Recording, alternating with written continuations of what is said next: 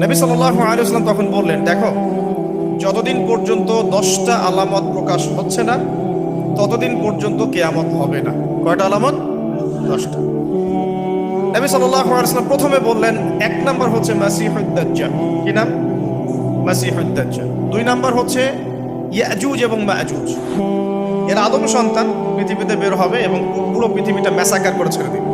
আর মাসিহুদ দাজ্জাল সেও বের হবে শেষ জামানায়, যে ইহুদিদেরকে নিয়ে পুরো বিশ্ব শাসন করবে, বিশ্বের প্রতিটা ডিপার্টমেন্ট সে রুল করবে। এবং দাজ্জালের যে ভয়ঙ্কর কোনো ফিতনা এই পৃথিবীতে আসে নাই, আসবেও না।